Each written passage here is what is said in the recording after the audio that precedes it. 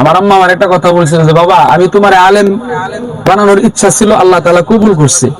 এখন তুমি দ্বীনের আলেম হইছো, কোরআন হাদিসের আলেম হইছো, যেটা হক যেটা সত্য এটাই বলবা। হক কথা সত্য কথা বলতে যায় যদি তুমি মারাও যাও, আমার কোনো দাবি নাই, আমি আল্লাহর রাস্তায় তোমার কুরবান করে দিচ্ছি। আপনার অপরাধের কারণে, আপনার হিংসার কারণে, আপনার অহংকারের কারণে, আপনার চুগলখুরির কারণে, আপনার গীবত করার কারণে, এই আপনার প্রত্যেকটা দোষের কারণে লাস্টে যায় দেখা যায় পরিবারের মধ্যে আপনার অপরাধের কারণে এই শাস্তি ভোগ করতেছে আপনার সন্তান, এই শাস্তি ভোগ করতেছে আপনার ছেলে মেয়ে, এই শাস্তি ভোগ করতেছে আপনার স্ত্রী, এই শাস্তি ভোগ করতেছে আপনার পরিবারের লোকজন। বলে হুজুর এটা কেমনে? আকাম কুকাম সব করতেছেন আপনি, আর এটা লানত আসতেছে আপনার পরিবারের উপরে, কারণ পরিবারও তো আপনার একটা অংশ।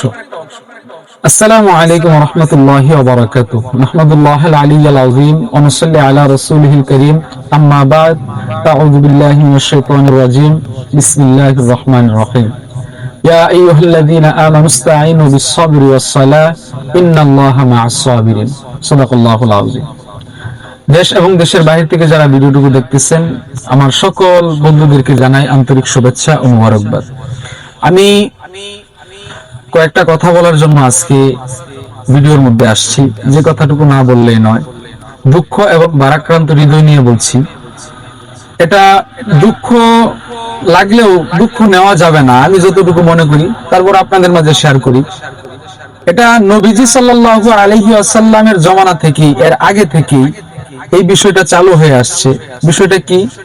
আপনি যত ভালো কাজ করেন, যত হকের কাজ করেন, যাই কিছু করেন না কেন, বিশেষ করে এলাকায় করলে সর্বপ্রথম আপনার নিজের কাছের মানুষ, এলাকার মানুষ, এরকম ব্যক্তিরাই, যাদের কাছ থেকে আপনি এরকমটা আশা করবেন না, এরাই আপনার বিরোধিতা করবে, এরাই আপনাকে অপছন্দ করবে। এটা স্বাভাবিক, বিশেষ করে নিজের এলাকার ক্ষেত্রে।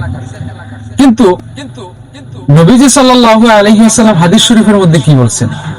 যার ভিতরে যারা পরিমাণ হিংসা আছে, সে যত আমলদার হোক না কেন, তার আমল আল্লাহ তাআলার দরবারে কবুল হয় না। যার ভিতরে অহংকার আছে, তার আমল আল্লাহ তাআলার দরবারে কবুল হয় না। অহংকার তো আল্লাহর জন্য মানায়, মানুষের জন্য না। হিংসা কোনো মানুষের জন্য না। এবার আসুন দুনিয়াবি একটা উদাহরণে।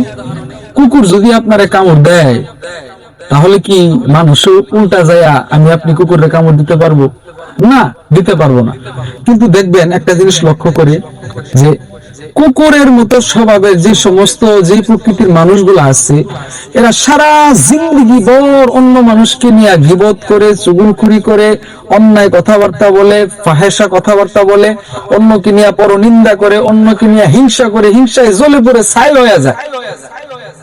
হিংসায় জ্বলে পড়ে ছাই হয়ে যায়, কিন্তু পিছন দিক থেকে করে, সামনে এসে করতে পারে না। আর এই ব্যক্তিগুলা জিন্দেগি ভর পিছনেই পড়ে থাকে, জিন্দেগি ভর পিছনে পড়ে থাকে। এজন্য আমি আপনাদের কাছে অনুরোধ করব, আমরা কেউ পরনিন্দা না করি, অন্যকে হিংসা না করি, নিজের মধ্যে অহংকার না ঢুকাই। আরে ভাই, এই অহংকার কেন, হিংসা কেন? একটা মানুষ ভালো কাজ করতেছে, তাকে বাহবা দাও, তাকে সাধুবাদ জানাও, তাকে আরো তুমি উৎসাহ যাও যে না আলহামদুলিল্লাহ তুমি ভালো কাজ করতেছো, তুমি কাজ করে যাও, আমরা তোমার পাশে আছি, তোমার টাকা দিয়ে সহযোগিতা করা লাগবে না। এই দুনিয়ায় কেউ কারো আশায় থাকে না। আমিও আপনার বাড়িতে যাই বসে থাকি না খাওয়ার লেগা, আপনিও আমার বাড়িতে আসেন না বসে থাকেন না এসা খাওয়ার লেগা।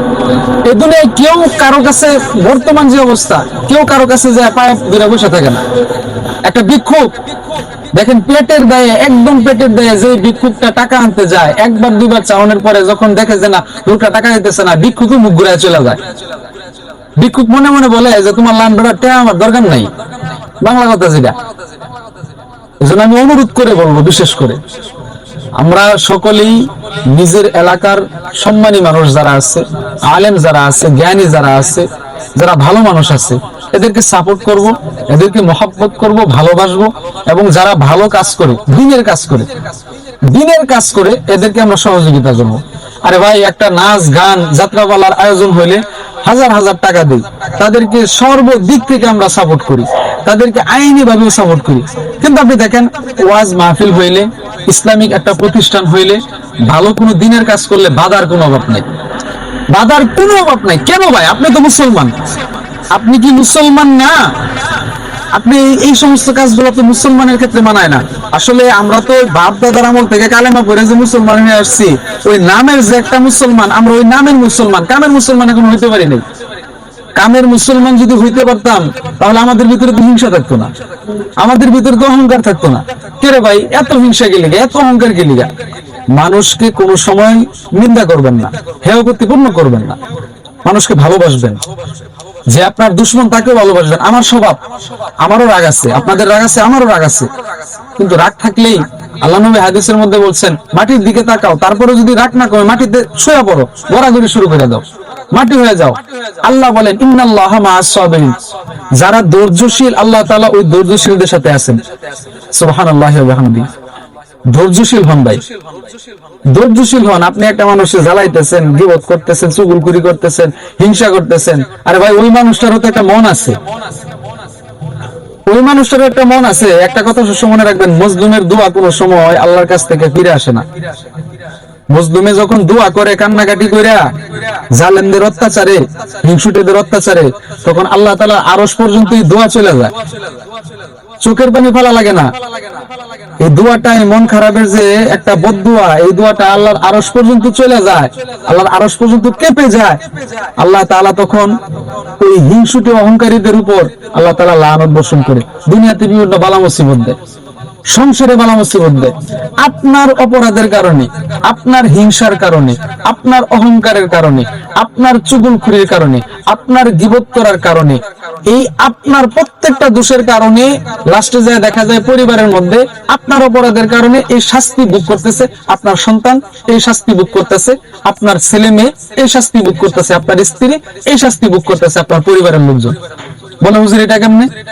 আকাম বুকাম সব করতেছেন আপনি, আর এটা লানত আসতেছে আপনার পরিবারের উপরে, কারণ পরিবার তো আপনার একটা অংশ। বিভিন্ন বালা মুসিবত, রূপ বালাই, বিভিন্ন মুসিবত, অভাব অনটন। এটা আবার চিন্তা করেন ভাই, দুনিয়াটা চিরস্থায়ী নয়, মরতে হবে ভাই, আমাদের মরতে হবে, মরতে হবে, এটাই নিশ্চিত। দুনিয়াতে আসার সময় ছাড়পত্র নিয়ে আসছি যে মরতে হবে। আমার মা আমার একটা কথা বলছিল যে বাবা, আমার অনেক আশা ছিল তুমি আমার ছোট বলে আমি তোমার আলেম বানাবো, আল্লাহ তাআলা কবুল করছে। আমার বাবা একজন সরকারি মাদ্রাসার চাকরি করে, চাকরিজীবী, আলিয়া মাদ্রাসায় আর কি, একজন ভালো আলেম। উনি কমি থেকেও দাওরা শেষ করছে। তো আমার বাবার ইচ্ছা ছিল যে আমার চাকরি থাকা অবস্থায় রিটায়ার্ড হওয়ার আগে যদি আল্লাহ তাআলা আমার ছেলেটাকে আলেম বানাইতো। তখন কিন্তু পর্যাপ্ত পরিমাণ সময় ছিল, আমার আব্বা এখনো রিটায়ার্ড হয় নাই।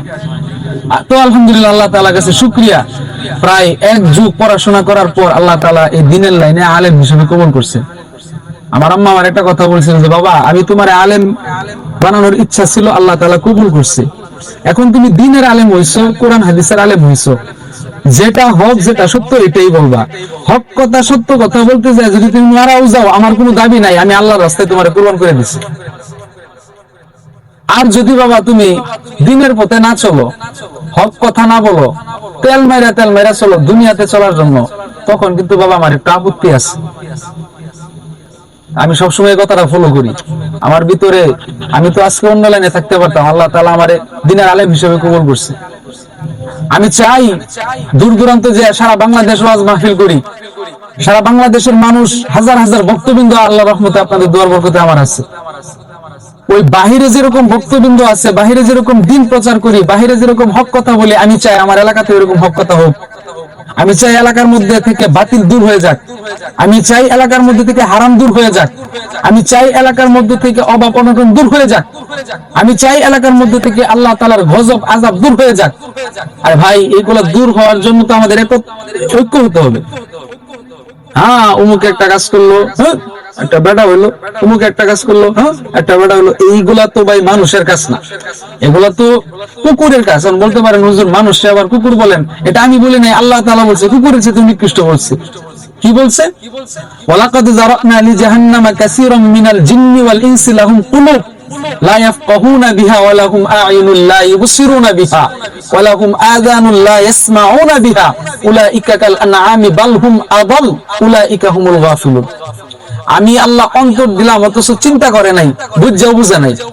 আমি আল্লাহ চোখ দিলাম অথচ দেখে নাই, মানে দেখেও আমল করে নাই। আমি আল্লাহ কান দিলাম অথচ শুনে নাই, অথচ শুনেও আমল করে নাই।